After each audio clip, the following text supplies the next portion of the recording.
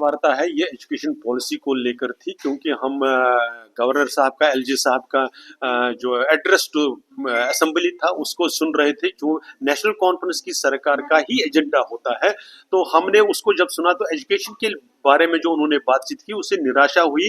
National education policy जो 2020 में बनी, 2022-24 में उसका रिवीजन होता रहा, उसमें जो 2022 से जम्मू कश्मीर में भी उसका इम्प्लीमेंटेशन चल रहा है, उसमें कुछ आवश्यकताएं थी।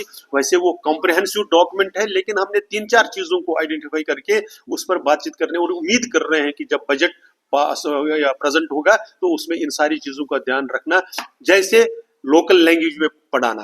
तो क्या डोगरी के टीचर आप अपॉइंट करने वाले हैं? क्या कश्मीर में कश्मीरी पढ़ाने वाले आप उसको कैसे एड्रेस करें? कश्मीरी तो फिर भी कुछ प्रमोट हुई है, डोगरी में बहुत ही अभी कमियां हैं, तो जम्मू रीजन में डोगरी कैसे पढ़ाएं? तो उसके लिए कई बार वो गूगल ट्रांसलेट करके टीचर्स को पढ़ाने के लिए कह देते हैं। वो नेशनल एजुकेशन पॉलिसी का सोच नहीं है। उनका कहना है कि भाई जो ओरिजिनल पढ़ाने वाले हैं वो चाहिए। ऐसे ही स्किल बढ़ाने का जो वोकेशनल ट्रेनिंग है उसमें कैसे बच्चों को शुरू से ही किसी एक जो उनकी स्वभाव है, जो उनका नेचर है, जो उनका कैपेबिलिटीज को बढ़ा दे, ऐसा ताकि वो एम्प्लॉयेबल बने, उसके लिए क्या करना।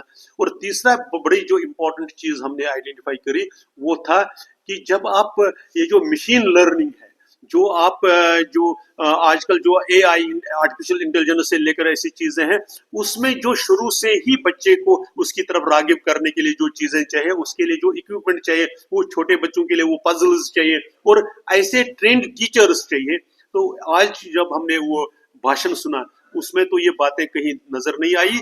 हमारी उम्मीद है कि जब बजट प्रेजेंट हो जाएगा उसमें एजुकेशन सेक्टर के लिए सफिशिएंट फंड्स होंगे और इन सारी चीजों को ध्यान में रखकर उन्होंने आगे कुछ प्लान बनाया होगा, वो जम्मू कश्मीर की जनता के सामने आएगा तो अच्छा रहेगा।